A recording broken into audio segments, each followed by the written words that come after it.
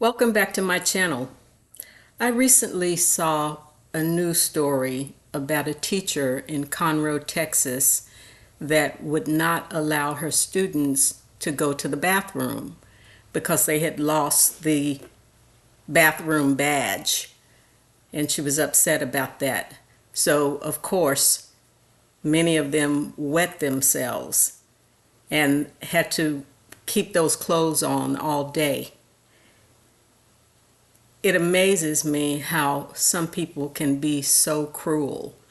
But this incident transported me back to when I was in the fourth grade. These children were younger. I believe they were in the first grade. I was in the fourth grade, and I had to go to the bathroom one day, and my teacher was standing in the hallway talking to another teacher. And I went and I asked her if I could go to the bathroom, and she said, "No, go back to your seat." And it was all I could do just to walk through the class to get to the door to ask her that, because I was bullied. I grew up in a very poor family, and we didn't have nice clothing and rarely had lunch money or anything like that, any of the basic necessities. So I went back to my seat, and I just had to go so badly that I went back and walked back through the class and asked her again. And she just yelled at me and said, "Go back to your seat. I'm not going to tell you anymore." And as I walked back to my seat, I left a trail of urine behind me. And all of the kids started laughing and just got really loud. And she came back in the class and she said, "What's going on? What's going on?" And they said, "Oh, Clara peed on herself. Clara peed on herself." And she made me get the paper, this butcher paper. It was the week of Thanksgiving, and we had been making these pilgrim collars and hats. And so we had all of this white butcher paper in the waste baskets. And back in the day, we used to have these pencil sharpeners that had all of this sawdust and lead and everything in it where we'd sharpen our pencils. And as I took this, she made me take that paper out of the waste basket to clean up the floor. And all I can see when I heard this story about this teacher, I just saw myself on the floor with that butcher paper, cleaning up the floor, and all of this sawdust and lead, and it's just making this huge black messy spot on the floor. And then I got yelled at for that. I never lived that down. Those children held that over me for so many years. It was unbelievable. And I'm sure I didn't tell my mother, because my mother would have gone up to the school. She would have been up there the next day. And so I don't remember her going up there, so I know I didn't tell her. I'm sure I was too embarrassed to tell her. But that incident scarred me for many, many years. And that's what I want to ask you about today. What is your fear? My fear was being embarrassed, of being seen. I just wanted to be invisible because I didn't want anybody to see me and tease me and call me these names, P girl, and just it was just awful. So that held me back for so long. And when I say held me back, I mean that it prevented me from speaking up and from just being present when I could have spoken up many times. But I had other issues as well, which I'll tell y'all about at another time. But right now, I want to find out, what was your fear? What is your fear? Because that incident ruined my self-esteem. And for most of us, there is something that's in your past that ruined your self-esteem, and it's affecting you in a negative way today. it's preventing you from moving forward, from doing some of the things that you would like to do, just like it did for me. For instance, when I left corporate America and went out on my own, I opened a child care facility. And we had to have 30 hours of continuing education every year. Well, I did as the director. And I'd go to these trainings and I would just, I'd be so bored in the trainings. And I used to just sit there and think to myself, I could do this training so much better than the person who's doing it. But I had this fear. My number one fear, like the rest of America, the number one fear in America is public speaking. That's the one thing that I was so afraid to do. But I started training my staff, and I just saw that there was a huge need for training and quality training, and I felt like I could do it, but I had this fear of public speaking. I was asked to speak for an organization by a woman that was a case manager for some of the children at my facility. And the first thing I said to her was, I'm not a public speaker. And I said, I'm not a trainer. And she said, oh, but you are. I just heard you training your staff. And I said, yeah, but I only train my staff. I don't train other people. And so she said to me, if you train your staff, you can train other people. So I said, let me think about it and I'll get back to you. And I had no intention of training the folks at her organization. But the more I thought about it, I just knew that that's what I was supposed to do. And so I decided that, okay, I'm going to put together a training and I'm going to go and do it. I'm just going to bite the bullet and go and do it. So I put the training together, and the day came. I went to their office, and the training was starting directly after they got off of work that day. And I had everything set up, my table with all of my handouts and everything. And as people were coming in and, finding their seats, I could just hear this clock ticking in my head. Well, there was a clock on the wall, but it sounded so loud. And it was just like the minutes were ticking down and they were going really fast. And so when it was time for me to start the training, I turned around and I walked up to face the group, and I opened my mouth and nothing came out. And I turned around and I just prayed and I said, Lord, please help me. And I turned back around and I opened my mouth and I started speaking to them. And at the end of that training, when I got the evaluations, I was shocked. People were saying what a great speaker I was, and how much this training had helped them and how much they had enjoyed it. And I was shocked. I couldn't believe it. I thought, who are they talking about? But they were talking about me. And so from there, I went on and I started doing more and more trainings for other facilities, and people would come to my facility, and that's where we had most of the trainings. And then when we outgrew that space, I started renting hotel rooms and giving my trainings there. And eventually, I sold my facility and started doing the trainings full time at different locations. And I still, to this day, suffer from the fear of public speaking. I just do it anyway. And that's what I used to tell myself before those trainings, because I would be sick to my stomach the night before. But when I'd get to the facility to do the training, I would only be afraid for like the first few minutes. And once I got past that first 3 to 4 minutes, then I was off and running, and I didn't have that fear anymore. But that's what I want to talk to y'all about, because I know that there are many of you that have fears as well that are holding you back. And what I want to encourage you to do is feel the fear and do it anyway, just like I did. I was a trainer for 17 years in my own training business, because that's what I did when I sold my childcare facility. I opened a training and consulting business, and I did that for the next 17 years.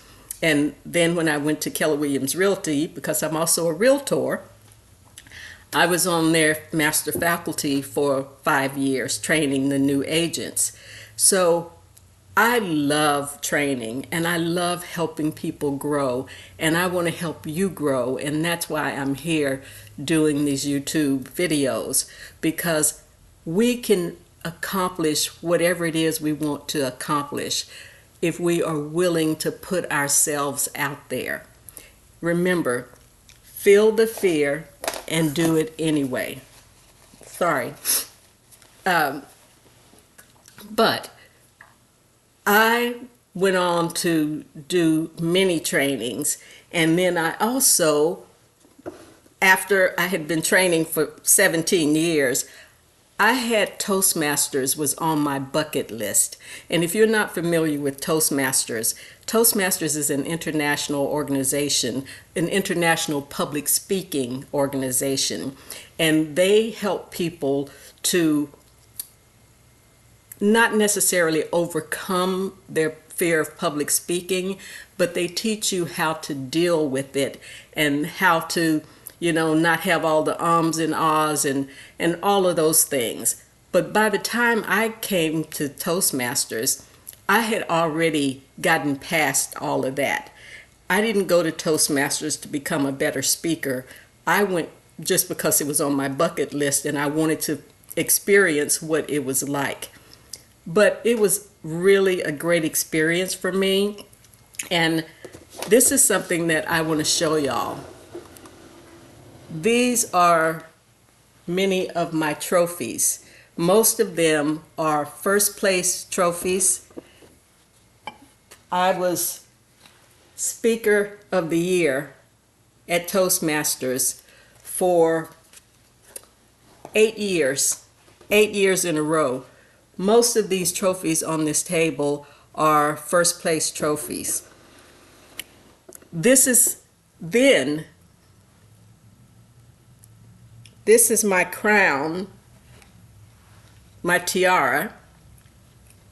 I was the district champion in 2015, and this was such an honor for me, especially because of me having this fear of public speaking. So what is your fear? What happened to you? What stunted your growth? And what's holding you back now? I would like for you to think about that, because you know exactly what it is. You know what happened to you, and you know what it's preventing you from doing now. But I'm here to tell you that you can get past this. You can get past it, and you may not get over it, but you can get past it enough to pursue your dreams, because there's a whole big world out there just waiting for you, needing you, whatever your talent and your skills are. Whatever talent God blessed you with, He blessed you with that talent so that you can use it to help other people. I had no idea that I had any speaking abilities. I didn't know that. And when I would do my workshops and everybody would turn in their evaluations, just like I mentioned with the very first training I did, I'd get home and I'd read those evaluations, and I was just shocked that people were, there were these glowing reports, and I couldn't believe that people were actually saying all of those nice things about me. They were saying things like, this is the best training we've ever had. Clara is amazing. She's an amazing speaker. I can't wait for her next training. It was just incredible. I had some of those clients for over a decade. And I I'm not doing this video to toot my own horn because I know what my skills are and what my abilities are. I'm doing this training because I want you to know, and I wanted you to see in real life, in real time, what you can accomplish, what one can accomplish if we are simply willing to put ourselves out there and not let whatever that traumatic experience was in your past continue to hold you back. You can put a stop to that now and take baby steps. I'm not expecting you to just dive in head first and not do anything. Don't put yourself in a position where you know you're not ready, but build yourself up, whatever it is you need to do. And for me, like I said, I did that one training and I was so afraid to do it, but I didn't dive. The floor didn't open up and swallow me. So it gave me the courage to continue. And for years, I had this nervous feeling, and you couldn't talk to me the night before or the morning of a training because I was just a nervous wreck. Whatever it takes for you to get past whatever your traumatic experience was so that you can share your gift with us, please do it. I know that many of you also have a fear of public speaking. Do you know that there's a name for it? It's called glossophobia. And it's real. It's the number one fear in America and probably in other places too. Some people fear public speaking more than they do death. You may not be a public speaker. You may be gifted at something else, and all of us are gifted at different things. There are some public speakers out there because we are in high demand because so few people want to do it. But whatever it is, whatever you're gifted with, if you're gifted with baking, then do that. If you're gifted with computers, do that. Whatever, I don't know what your gift is, but you know what your gift is.